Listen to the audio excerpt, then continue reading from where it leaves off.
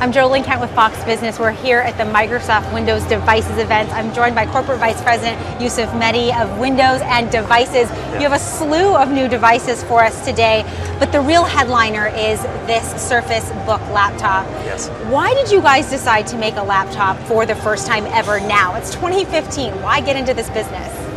Well, one of the things that we've tried to do a lot with Microsoft devices is to pioneer new categories. When we see an opportunity to reinvent, like we did with the Surface Pro, where people had to make a choice, do I buy a tablet or a laptop? We said, let's remove that choice. Now you just buy a Surface. It can do both. We saw the opportunity to build the world's ultimate laptop. And then let me show you kind of briefly what it is.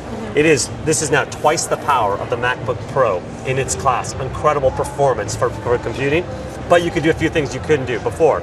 You have, for example, now touch, which you can't do on the MacBook Pro, so you can scroll up and down. You have the pen, and on the pen you can actually write directly on the pages with incredible latency, so you now have creativity. And you can erase it too. And you can erase, yeah, good point. You know the product better than I do.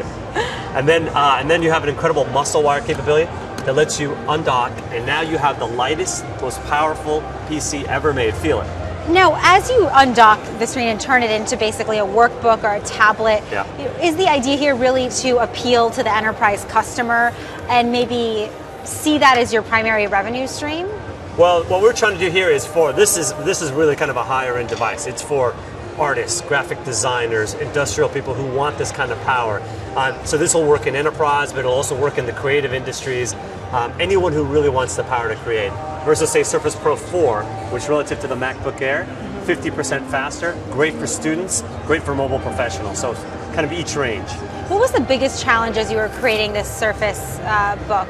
Because there's so much competition out there. Even though, yeah, you're maybe faster than the current MacBook, there's no doubt that Mac and Apple are preparing to launch a whole new set of devices really soon on the laptop front.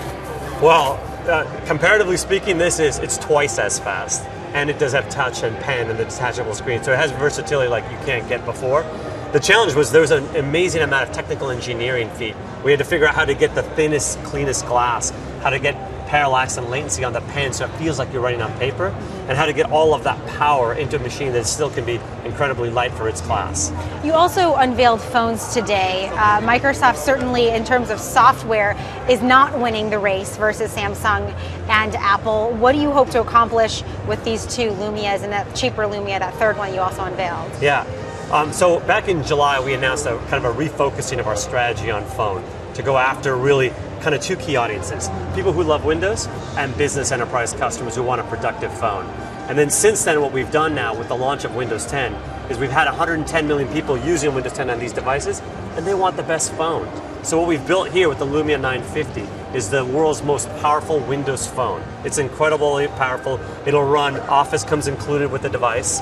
And what works nice is now the comparison with your Windows on your machine and Windows on your phone, it's the same experience. Your apps flow over, Cortana works properly, but when you plug it in, it can actually work like a PC.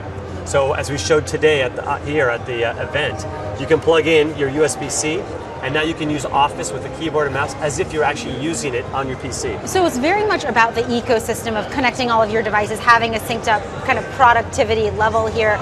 Is that something that you learned from other companies, say Apple, that really do have a very synced up ecosystem, and they've had it for a while now? Well, we've had our own unique take on it. So I think you're right that the ability to bring together a more complete lineup of hardware has been kind of new.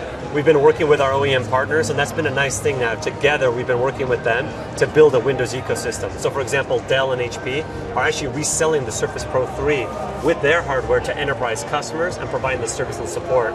The opportunity to start to get these to work together is really unlocked by Windows 10. All right, well, you also have a new barometer on this Microsoft band, which is cool. You can check elevation. What was the motivation behind that? Well, the nice thing about the band here is we have something unique in terms of these types of bands. One of the things that you'll know is there are kind of three classes of devices. High-end, fancy watches that cost $800, these step trackers for $59, and then the Microsoft band, which is a great blend of the two. It's a device that can be more productive and provide you the best health capabilities. So take a look here. We've got the ability to do running, weightlifting, biking, even golf. It'll track your golf detection. So the capability here is to really have a band that can be with you 24 hours a day to help you live healthier and be more productive. Looking at Microsoft more broadly as a company, how do you think over the past several months the new CEO Satya Nadella has changed things inside Microsoft as you're trying to create these new products to actually, disrupt and put a dent in some of the sales figures? Yeah.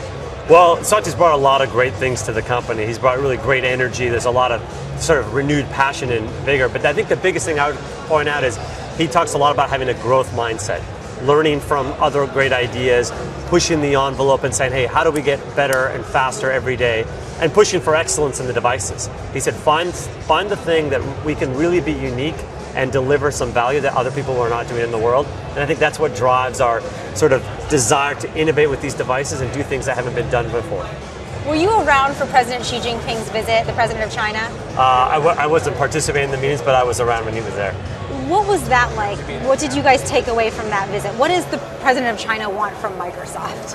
I think what he wants is he wants to have the great products and services that his customers love. He wants to see those come to China and work well in the China market.